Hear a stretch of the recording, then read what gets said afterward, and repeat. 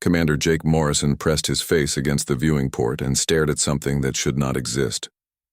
3 years into humanity's deepest space mission, floating in the darkness near a distant star, was a structure so massive it made Earth's biggest cities look like toys. The alien space station stretched for miles in every direction, its surface covered in lights that pulsed with colors humans had never seen before. Jake turned to look at his crew on the bridge of the New Horizon. Dr. Lisa Hamilton stood frozen, at her science station, her mouth hanging open as she watched the readings scroll across her screens. Captain Ryan Brooks sat in his command chair, gripping the armrests so tight his knuckles had turned white. Engineer Pete Johnson was quietly checking and rechecking their ship's systems, making sure everything was working properly, because what they were seeing seemed impossible. The New Horizon had been traveling for 3 years, searching for signs of alien life in the Kepler 442 system. Earth's governments had sent them out here hoping to find maybe some bacteria or simple plants on one of the planets. Nobody had expected to find a space station bigger than Manhattan floating in orbit around the 4th planet. Nobody had expected to find proof that humans were not alone in the universe. Dr. Hamilton was the first to speak, her voice shaking with excitement. "Jake, these readings are incredible. That station is generating power levels we can barely measure. The materials it's made from don't match anything in our databases. This is real alien technology." Captain Brooks stood up from his chair and walked over to the communication station. "Any signals coming from that thing, Danny?" Communications Officer Danny Rodriguez had been monitoring every frequency since they first spotted the station 6 hours ago. "Nothing yet, Captain, but wait, I'm getting something now." Danny adjusted his headset and frowned at his screens. "It's some kind of transmission, but I can't understand any of it. The patterns are completely unlike human languages." Jake moved to the center of the bridge, his mind racing. As mission commander, he had to make decisions that would affect not just his crew, but possibly all of humanity. First contact with alien life was the most important moment in human history, and it was happening right here, right now, with him in charge. "Lisa, what do we know about the planet they're orbiting?" Jake asked. Dr. Hamilton pulled up her planetary data. Kepler 442b is slightly larger than Earth, with a thick atmosphere and what looks like liquid water on the surface. The climate appears stable and there are signs of vegetation across most of the continents. It could easily support human life, but obviously someone else got here first. Captain Brooks joined them at the center of the bridge. "Jake, we need to think carefully about our next move. If we send out a signal, we're announcing humanity's presence to an unknown alien species. We don't know if they're friendly or hostile. We don't know what their technology can do to us. We don't even know if they'll understand that we're trying to communicate." Jake nodded, understanding the weight of the decision. "But Ryan, we can't just turn around and go home. This is what we came out here to find. If we run away now, we'll never know what we missed, and they might already know we're here anyway." Engineer Johnson looked up from his console. "Commander, I've been scanning that station since we arrived. Their technology is definitely more advanced than ours, but our ship doesn't seem to have triggered any defensive responses. If they wanted to attack us, they probably would have done it already." Danny suddenly straightened up at his station. "Wait, I'm getting something new. The signal is changing, becoming more structured. It's almost like they're trying to match our communication systems." He paused, listening carefully to his equipment. "Commander, I think they're attempting to establish a translation protocol." Dr. Hamilton rushed over to help Danny with the communications analysis. "If they can adapt their signals to match our systems, their computer technology must be incredibly sophisticated. This could be humanity's first real conversation with alien intelligence." The bridge fell silent as everyone waited to see what would happen next. Jake felt the responsibility of the moment pressing down on him like a physical weight. Everything humans had wondered about for centuries was about to be answered. Were they alone in the universe? Were alien civilizations friendly or dangerous? What would it mean for humanity's future among the stars? Danny's eyes went wide as new sounds came through his headset. "Commander, the translation system is working. I'm receiving a message in broken English." He looked up at Jake with amazement. "They're trying to talk to us." Jake took a deep breath. Put it on speakers, Danny. Let's all hear what they have to say. The voice that filled the bridge was clearly artificial, created by some kind of computer translation system. The words came slowly, with strange pauses between them. Unknown species, you have entered regulated space. Identify yourselves and prepare for escort to the Galactic Council for species evaluation. The crew exchanged glances. The message was formal and bureaucratic, nothing like the dramatic first contact scenarios they had imagined. Dr. Hamilton whispered, "They said Galactic Council. That means there are multiple alien species working together." Captain Brooks stepped forward. "Commander, they're talking about evaluation. That doesn't sound like a friendly welcome to the neighborhood. It sounds like we're being processed." Before Jake could respond, Danny reported more incoming transmissions. "Multiple ships are leaving the station, heading in our direction. They'll reach us in about 20 minutes. Jake made his decision. "Danny, send a response. Tell them we are humans from the planet Earth, and we come in peace, seeking knowledge and friendship with other intelligent species." As Danny transmitted humanity's first official message to alien civilization, Jake wondered if he was making the right choice. The aliens had mentioned evaluation, which suggested humans would be judged according to some kind of standards. What if humanity failed whatever test they had in mind? What if Earth's entire future depended on how well he and his crew performed in the next few hours? Dr. Hamilton was already preparing her scientific data about human civilization. Captain Brooks was reviewing their ship's defensive capabilities just in case. Engineer Johnson was making sure all systems were running perfectly. Danny continued monitoring communications for any new messages. The alien escort ships appeared, on their sensors 15 minutes later. Sleek vessels that moved with a grace impossible for human technology. As they approached the new horizon, Jake realized that humanity was about to learn its place in a universe far more complex and organized than anyone on Earth had ever imagined. The alien escort ships surrounded the new horizon like wolves circling prey, their sleek hulls reflecting the distant starlight in ways that made Jake's eyes hurt to look at them directly. The lead vessel was twice the size of the human ship, its surface covered in patterns that seemed to shift and change as he watched. Captain Brooks stood beside him at the main viewing port, both men trying to appear calm while their hearts raced with excitement and fear. A new voice came through the communication system, clearer than the first automated message. "Human vessel. I am Captain Veltar of the Zilithian Empire. You will follow my ships to the Council Station. Do not deviate from the assigned course. Do not attempt to scan our vessels. Do not transmit any signals except direct responses to our communications." Dr. Hamilton looked up from her science station with frustration written across her face. "Jake, they're blocking most of our sensors. I can barely get basic readings on their ship designs or power systems. It's like they're deliberately keeping us blind." Danny Rodriguez adjusted his communication equipment and shook his head. "I'm trying to maintain contact with Earth, but something is interfering with our long-range transmitters. We're cut off from home until they decide to let us communicate again." Engineer Johnson was quietly running diagnostics on all the ship's systems. "Everything is still working on our end, but I'm detecting some kind of scanning beam coming from their ships. They're learning everything about our technology while we can't learn anything about theirs." Jake felt the unfairness of the situation, but knew they had no choice except to cooperate. The alien ships could probably destroy the new horizon without any effort, and humanity's first contact would end in disaster. "Follow their instructions exactly," he told his crew. "We're representing all of humanity right now, and we need to make the best impression possible." The journey to the Council Station took 6 hours, during which the human crew could only watch in amazement as they approached the massive structure. Up close, it was even more incredible than their first glimpse had suggested.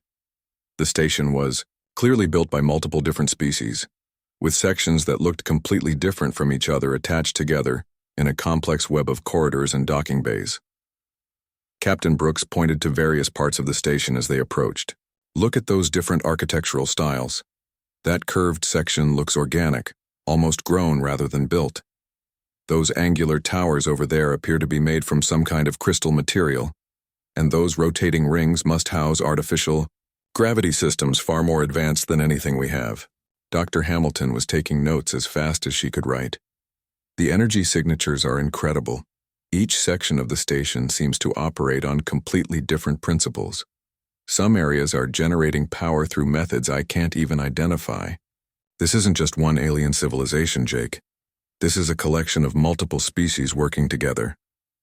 As their escort guided them toward a docking bay, Jake could see other alien ships of various designs coming and going from the station.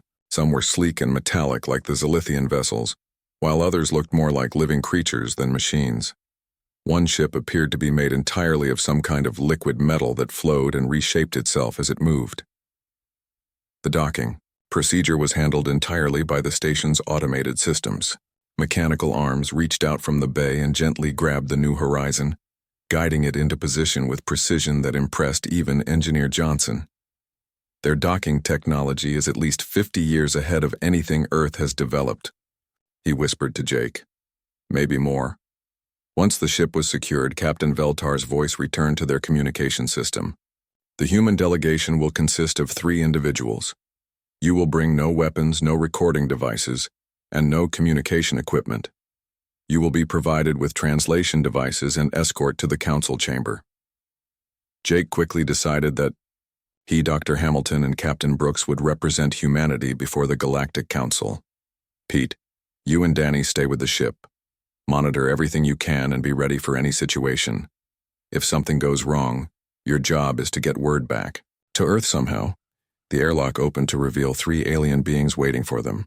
The first was obviously Captain Veltar, a tall figure whose body seemed to be made of living crystal that sparkled with internal light. The second alien was shorter and covered in what looked like metallic scales that shifted color as it moved. The third being appeared almost human except for its pale blue skin and eyes that were completely black. Captain Veltar's voice came from a small device attached to its crystalline chest. I am Veltar. These are my associates, Sergeant Kixhun of the Reptilian Coalition and Lieutenant Yara of the Humanoid Alliance. You will follow us to the council chamber where your species will be evaluated. Dr. Hamilton couldn't help but stare at the 3 aliens as they walked through the station's corridors. The walls were covered in symbols and writing from dozens of different languages, and the air itself seemed to shimmer with energy. Other alien beings moved through the hallways, some walking on 2 legs like humans, others floating or crawling or moving in ways that defied easy description. How many species are part of this council? Jake asked as they traveled deeper into the station.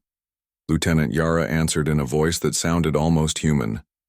The Galactic Council currently includes 47 member species and has evaluated over 3,000 intelligent races during its existence.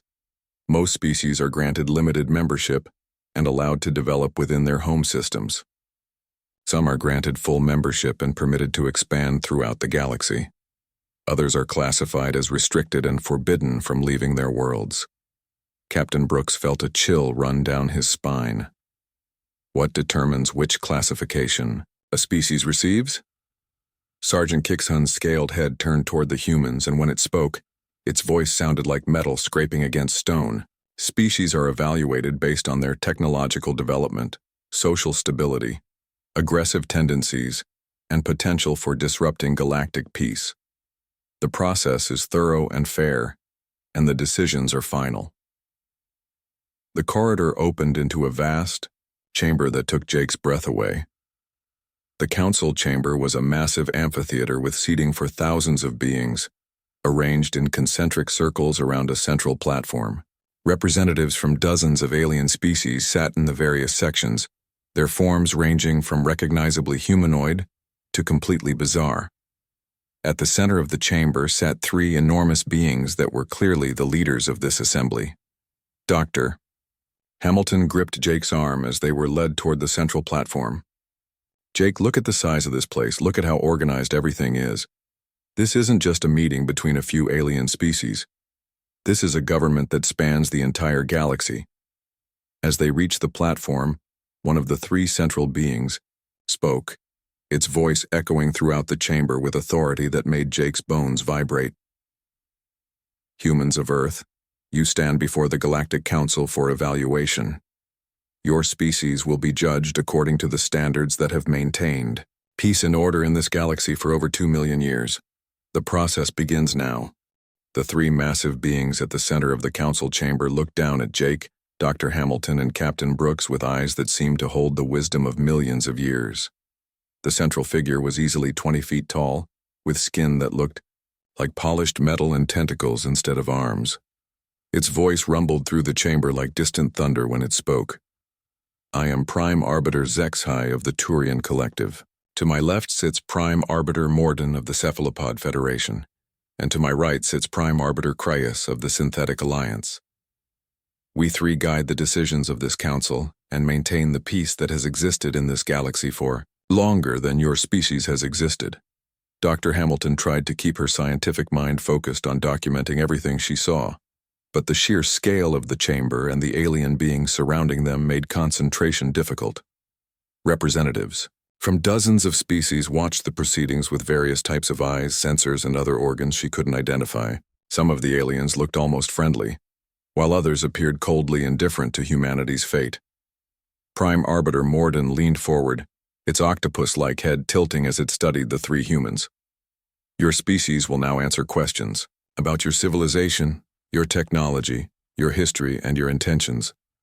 Answer truthfully, as we have methods of detecting deception that have never failed. Jake stepped forward, knowing that his words would determine humanity's future among the stars. Honorable arbiters, we humans come before you with respect and hope. We seek knowledge, friendship, and peaceful cooperation with other intelligent species. We offer our own knowledge and abilities in service of galactic peace. A smaller alien, being from one of the side sections, stood up and spoke in a high-pitched voice. What is your species' history regarding warfare and conflict? Captain Brooks felt his heart sink as he realized where this line of questioning would lead. Our species has experienced conflicts throughout our history, but we have also shown the ability to learn from our mistakes and work together for common goals. We have united our entire planet under peaceful cooperation for space exploration. Prime Arbiter Cryas, whose body appeared to be entirely mechanical, spoke with a voice like grinding gears. Our records show that your species has engaged in over 14,000 documented wars during the past 5,000 years. You have developed weapons capable of destroying your entire planet multiple times. How do you explain this aggressive behavior? Dr. Hamilton tried to defend humanity's record. Yes, we have had conflicts, but we have also made incredible advances in science, medicine, art, and philosophy. We have eliminated diseases, extended our lifespans, and developed technologies that benefit all human life. Our wars have become less frequent as our civilization has matured. Another alien representative, this one resembling a giant insect, clicked its mandibles before speaking. Your species shows concerning patterns of resource consumption and environmental destruction. You have damaged your own planet's atmosphere, polluted your oceans, and driven numerous other species to extinction. This suggests poor judgment and lack of long-term planning. Jake felt frustration building inside him but forced himself to remain calm. We acknowledge that our species has made mistakes regarding environmental management, but we have also recognized these problems and are working to correct them. Our space exploration program is partly motivated by our desire to find new homes while giving our planet time to heal. The questioning continued for hours, with various council members asking about human technology, social structures, and cultural practices. Each question seemed designed to highlight humanity's flaws, rather than understand their potential contributions to galactic civilization. Jake began to realize that this evaluation was not the fair hearing he had hoped for. Prime Arbiter Zexhai raised one of its metallic tentacles for silence. The council will now deliberate on the classification of the human species. You will be escorted to a waiting area while we discuss your fate. As they were led from the chamber, Dr. Hamilton whispered to Jake, "This isn't going well. They seem to have already made up their minds about us before we even started answering questions." Captain Brooks nodded grimly. "It's like they're looking for reasons to reject us rather than reasons to accept us. The whole process feels rigged against any species that doesn't fit their narrow definition of civilized behavior."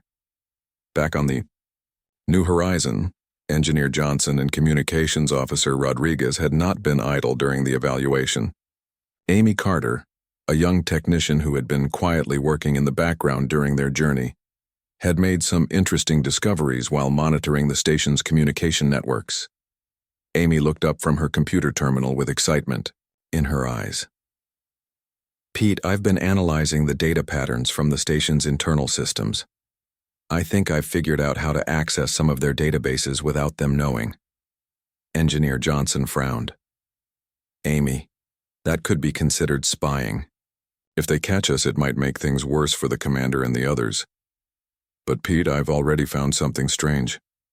These aliens keep talking about maintaining galactic peace and stability, but their own records show something completely different." Amy pulled up her analysis on the main screen. "I've found evidence that the Council has been deliberately preventing other species from advancing technologically."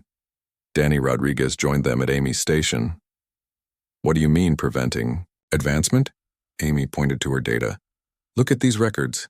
The Council has evaluated over 3,000 species in the past million years, but only 47 have been granted full membership. Most of the others have been classified as restricted and forced to remain in their home systems. But the really interesting part is what happens to species that are restricted." Engineer Johnson studied the information Amy had uncovered. According to this data, restricted species are monitored constantly and prevented from developing certain technologies. If they advance too quickly, the Council intervenes to slow down their progress. "That's not maintaining peace," Danny said with growing anger. "That's keeping other species weak so the Council members can stay in power." Amy continued her analysis. "It gets worse. I found communications between Council members discussing how to handle species that might challenge their authority. They don't just restrict dangerous species. They restrict any species that shows too much independence or creativity." Back in the Council chamber, the three Prime Arbiters were reaching their decision about humanity's fate. Prime Arbiter Morden spoke first. "The humans show typical patterns of aggressive expansion and environmental destruction. Their rapid technological development could destabilize existing power structures if left unchecked." Prime Arbiter Cryas agreed. "Their tendency to solve problems through innovation rather than following established protocols makes them unpredictable. Unpredictable species are dangerous to galactic stability." Prime Arbiter Zexai nodded slowly. "Then we are in agreement. The human species will be classified as Class 7 restricted and banned from expansion beyond their home system. This decision is final and will be enforced by all Council military forces." When Jake, Dr. Hamilton, and Captain Brooks were brought back to the chamber to hear the verdict, they felt their hearts sink as Prime Arbiter Zexai announced the Council's decision. Humanity had been judged and found wanting, condemned to remain trapped in their own solar system while other species explored the galaxy. But unknown to the Council, their decision had come too late. While they had been evaluating the crew of the New Horizon, Amy Carter's discoveries were about to reveal that humanity's expansion into the galaxy had already begun decades ago, and the moment when they could have been stopped was already lost. The New Horizon began its long journey back toward Earth, with a heavy cloud of disappointment hanging over the crew. Jake Morrison stood on the bridge watching the Council station grow smaller in the distance, feeling like he had failed not just his mission but all of humanity. The aliens had made their decision, and now humans would be trapped in their own solar system forever, watching other species explore the galaxy while they remained prisoners of the Council's judgment. Dr. Hamilton sat at her science station reviewing all the data they had collected during their stay at the Council station. "I keep thinking about what they said about maintaining galactic peace for 2 million years. If their system works so well, why did they seem so afraid of us?" Captain Brooks was updating the ship's log with their experiences when Danny Rodriguez suddenly straightened up at his communication station. "Commander, I'm receiving an encrypted transmission on a frequency that isn't supposed to exist. The signal is coming from somewhere in the Wolf 359 system." Jake frowned and walked over to Danny's station. "That's impossible. Wolf 359 is over 7 light-years from Earth. We don't have any ships capable of reaching that distance, and even if we did, there's no way they could send signals back to us." Danny adjusted his equipment and ran the signal through multiple filters. "Sir, I'm certain about the source. The transmission is definitely human in origin. and it's using encryption codes that match our deep space communication protocols. Someone is out there, and they're trying to contact us. Engineer Johnson looked up from his maintenance work with confusion written across his face. Danny, that doesn't make any sense. The New Horizon is the farthest any human ship has ever traveled. If there are humans at Wolf 359, how did they get there? Amy Carter, who had been quietly analyzing the alien database information she had stolen from the council station, suddenly gasped and pointed at her screen. Guys, you need to see this. I've been decrypting more of the council's classified files, and I found something incredible. Jake moved to Amy's workstation where she had pulled up what looked like a detailed map of local space. This is a council intelligence report about our region of the galaxy. Look at these markers around Earth's solar system. The map showed dozens of red markers scattered throughout nearby star systems, each one labeled with coordinates and dates. Dr. Hamilton studied the display with growing amazement. Amy, what are these markers supposed to represent? According to the Council's files, these are human settlements and installations that they've been tracking for the past 50 years. Jake, there are human colonies at Proxima Centauri, Wolf 359, Tau Ceti, and over a dozen other star systems. We're not alone out here. Captain Brooks stared at the map in disbelief. That's impossible. Earth's governments would never have kept something this big secret from the space program. There's no way they could have built and launched colony ships without anyone knowing. Danny's communications equipment started receiving more signals as he fine-tuned his receivers. I'm picking up transmissions from multiple locations now. These are definitely human voices using proper authentication codes. Commander, there's an entire network of human installations out here that we never knew existed. Jake felt his mind reeling as he tried to process this information. Amy, what else do the council files say about these human settlements? Amy scrolled through more documents on her screen. The council has been monitoring human expansion for decades. They know about advanced stealth technology that hides our ships and colonies from their sensors. They know about quantum communication networks that allow instant contact between human settlements across dozens of star systems. Jake, the humans they evaluated weren't representing a primitive species taking its first steps into space. We were representing a civilization that has already been exploring the galaxy for 50 years. Dr. Hamilton grabbed Jake's arm with excitement. That's why the council seemed so determined to restrict us. They weren't afraid of what we might become. They were afraid of what we already are. Before Jake could respond, Danny received a priority transmission that made everyone on the bridge stop what they were doing. Commander, incoming message from Admiral Kate Sullivan, Outer Colonies Defense Force. She wants to speak with you immediately. Jake had never heard of Admiral Sullivan or any Outer Colonies Defense Force, but the authentication codes were genuine, and the message was marked with the highest level of government clearance. Put her through, Danny. The main screen flickered to life, showing a woman in her 50s wearing a military uniform that Jake didn't recognize. Behind her was a bridge that looked more advanced than anything Earth had ever built, with technology that seemed decades ahead of the New Horizons systems. Commander Morrison, I'm Admiral Kate Sullivan. I've been monitoring your mission to the Council Station from our base at Wolf 359. First, let me say that you and your crew performed admirably under difficult circumstances. Second, let me explain what's really happening out here. Jake found his voice after a moment of stunned silence. Admiral, with all respect, I've never heard of you or any Outer Colonies Defense Force. How is it possible that humans have been in space for 50 years without anyone on Earth knowing about it? Admiral Sullivan smiled grimly. Commander, Earth's governments have been preparing for alien contact since we first detected alien radio transmissions in the 1970s. The public space program you're familiar with is just the visible part of a much larger effort. While NASA was launching shuttles and building space stations, a secret international coalition was developing faster-than-light travel and establishing hidden colonies throughout local space. Captain Brooks leaned forward toward the screen. Admiral, are you saying that everything we thought we knew about human space exploration was a lie? Not a lie, Captain Brooks, but an incomplete picture. The public space program serves two purposes. It advances human knowledge and technology, while providing cover for our real expansion efforts. Every major space agency on Earth contributes to the Hidden Colony program, while maintaining the appearance that humans are still confined to their home system. Dr. Hamilton couldn't contain her curiosity. Admiral, how many humans are living in these secret colonies? Over 2 million people across 43 separate installations, Dr. Hamilton.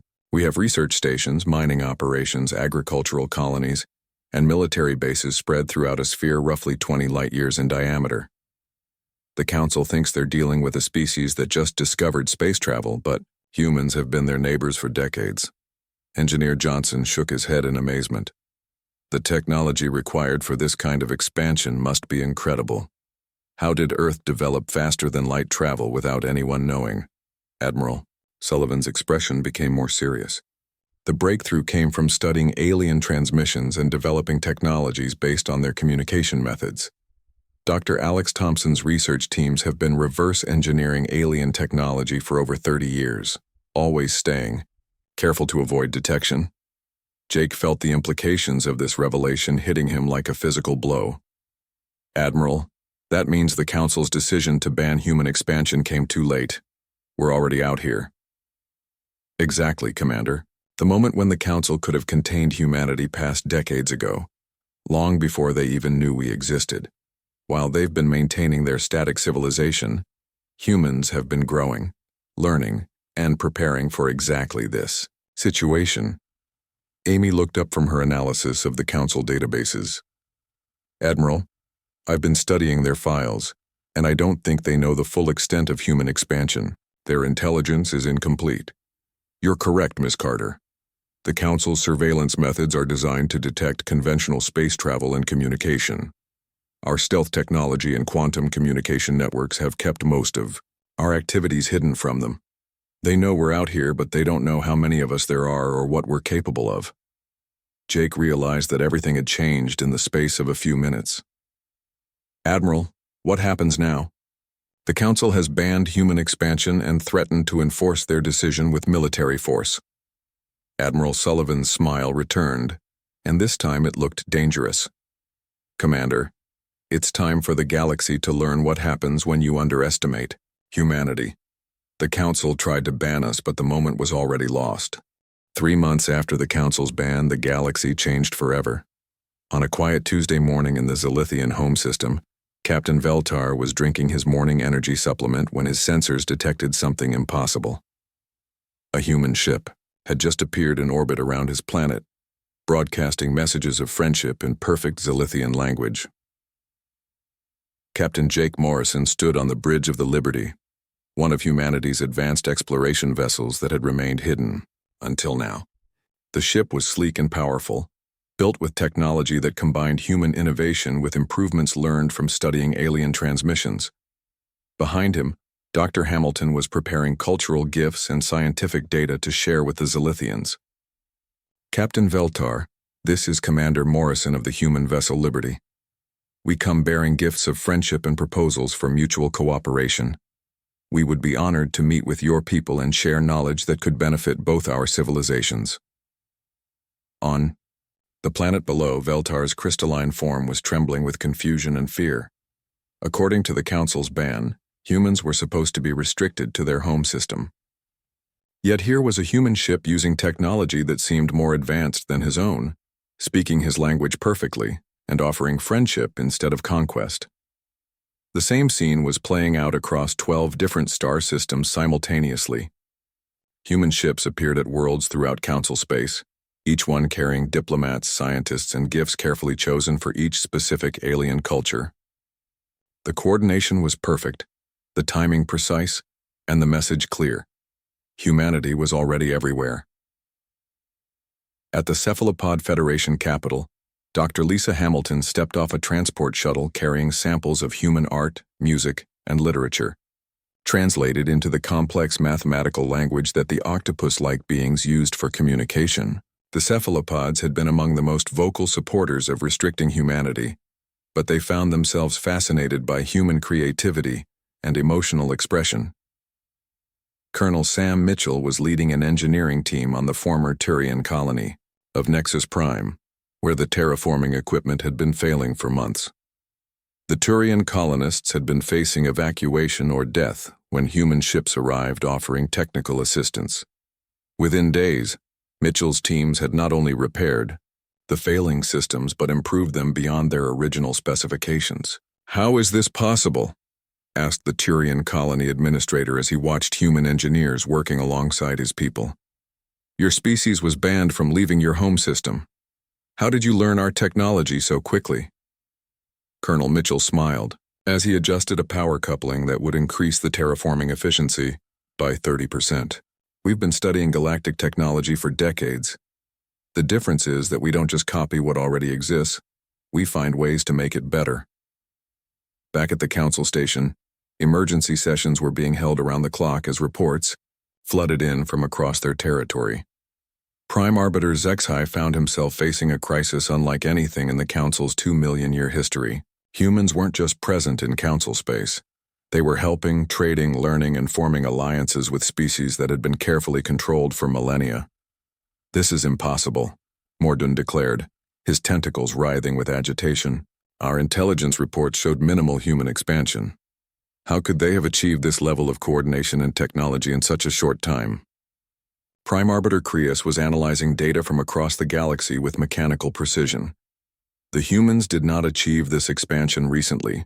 Evidence suggests they have been present in our space for several decades, using stealth technology that prevented detection. Our evaluation was based on incomplete information." The crisis deepened when reports arrived that human diplomats were offering technological improvements and cultural exchanges that many alien species found irresistible. On the reptilian homeworld, human medical researchers had developed treatments for genetic diseases that had plagued the species for thousands of years. At the insectoid colonies, human agricultural specialists were teaching techniques that could double food production. Dr. Carol Martinez, one of humanity's top xenolinguists, was making first contact with the shy ethereal species that had barely spoken to the Council in centuries. Using communication methods that combined human empathy with advanced technology, she was learning about their unique philosophy and offering them friendship without demanding anything in return. "The humans are disrupting everything," complained the avian representative during an emergency council session. "They're not following our established protocols for interspecies contact. They're making direct deals with individual species instead of working through proper council channels." But many species were discovering that working directly with humans was far more beneficial than following council bureaucracy. The Aquatic Federation found that human water purification technology could restore their polluted oceans. The silicon-based crystalline empire learned that human quantum computing could enhance their natural processing abilities. Admiral Kate Sullivan arrived at the council station leading a fleet of 50 human ships, but not as an invasion force. The vessels were loaded with diplomats, scientists, engineers, teachers, and cultural ambassadors. When the council demanded to know how humans had achieved such rapid expansion, Sullivan's answer shocked them. "Honorable arbiters, you fundamentally misunderstood what you were evaluating. You saw the crew of one exploration ship and assumed you were meeting a primitive species taking its first steps into space. In reality, you were meeting the representatives of a civilization that has been your neighbor for 50 years. Standing before the same council that had banned humanity months earlier, Admiral Sullivan presented holographic displays showing the true extent of human expansion. Hidden colonies, research stations, mining operations, and diplomatic outposts were revealed across dozens of star systems. The network was vast, sophisticated, and had been operating under the Council's notice for decades. "But our sensors," protested Zexhai. "Our surveillance systems monitor all space travel in Council territory." "Your surveillance systems are designed to detect the technology you know about," Sullivan replied. "Human innovation found ways around every detection method you use. While you were maintaining your static civilization, we were growing, learning, and adapting." Dr. Martinez stepped forward with a proposal that would reshape galactic civilization. "The Council has maintained order for 2 million years, but at the cost of preventing species from reaching their full potential. We propose a new system, the Galactic Cooperation Accords. Instead of restricting development, we encourage it. Instead of maintaining separation, We promote collaboration. The proposal included provisions for shared research, cultural exchange, technological development, and mutual assistance that would benefit every species in the galaxy. Human colonies would serve as neutral meeting points where different species could work together on projects too large for any single civilization. Prime Arbiter Mordoon studied the proposal with growing amazement. This system would fundamentally change how galactic civilization operates. Species would be free to develop their own potential instead of following prescribed limits. Exactly, Sullivan replied. The Council tried to ban humanity because they feared we would disrupt galactic stability. They were right about the disruption, but wrong about the consequences. Instead of bringing chaos, we're offering a chance for every species to achieve more than they ever thought possible. As the Council session continued, Jake Morrison stood, with his crew in the observation gallery, watching history unfold. The Council's attempt to ban humanity had instead revealed their own limitations and sparked the greatest period of galactic cooperation in recorded history. Amy Carter, who had first discovered the truth about the Council's methods, was now helping alien species access their own suppressed technological developments. Engineer Johnson was working with Council technicians to upgrade their ancient systems. Dr. Hamilton was establishing research partnerships that would advance science for everyone. The moment when the Council could have stopped human expansion had been lost not when they made their decision, but decades before they even knew humanity existed. And now the galaxy would never be the same because humans had proven that the universe was big enough for everyone to reach their full potential.